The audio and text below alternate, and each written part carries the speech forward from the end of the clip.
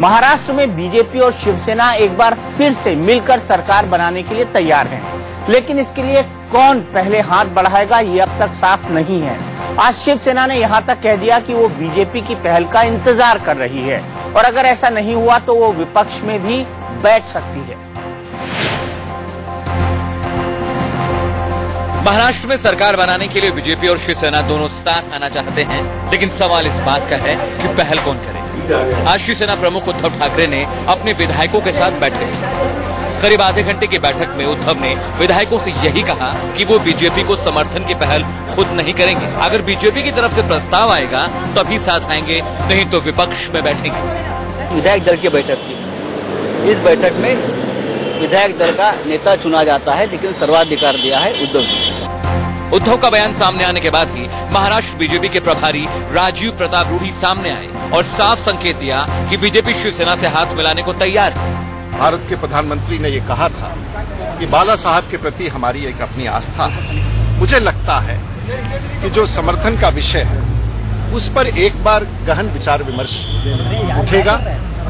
गहन विचार विमर्श के पश्चात जो पार्टी के शीर्ष नेतृत्व का निर्णय होगा उसके अनुसार ही हम भारतीय जनता पार्टी का निर्णय महाराष्ट्र में करेंगे। प्रधानमंत्री श्री नरेंद्र मोदी जी के शब्दों में अगर मैं उनको कोट करूं तो हम इंतजार करेंगे कि भारतीय जनता पार्टी अब हफ्ता वसूल करने वाली पार्टी या नेचुरली करप्ट पार्टी, दोनों में से किससे मिलकर वहां पर सरकार का गठन करेगी। लेकिन बात फिर वही आकर अटक जाती है कि पहल कौन करे। दरअसल बीजेपी उतावलापन नहीं दिखाना चाहती। वजह यह है कि वो शिवसेना की किसी बड़ी शर्त को मानने के लिए तैयार नहीं दिख रही है। आपको बता दें कि सूत्रों के हवाले से कल यही खबर आई थी कि शिवसेना समर्थन के बदले डिप्टी सीएम का पद चाहती है, साथ ही उसे वित्त मंत्रालय समेत 2 और अहम विभाग चाहिए। लेकिन बीजेपी शिवसेना के सामने झुकने को तैयार नहीं और यही वजह है कि बीजेपी ने सोचा है कि पार्टी का केंद्रीय नेतृत्व शिवसेना से बात नहीं करेगा। बीजेपी स्थानीय नेताओं के जरिए उद्धव से बातचीत करना चाहती है।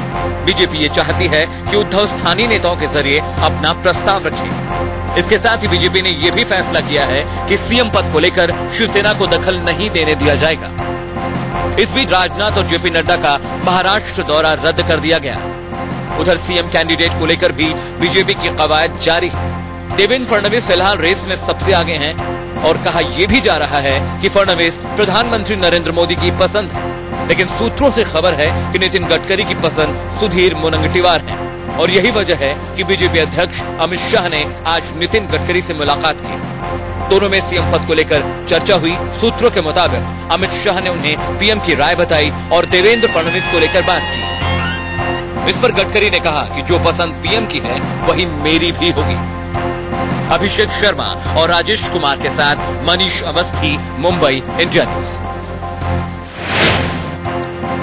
अंदर की बात यह है कि शिवसेना मलाईदार माने जाने वाले मंत्रालयों को हर हाल में ही अपने पास रखना चाहती है। इसमें वित्त मंत्रालय, सिंचाई और पीडब्ल्यूडी भी हैं। साथ ही वो शिवसेना के साथ मंत्रिमंडल में आधी आधी भागीदारी चाहती है।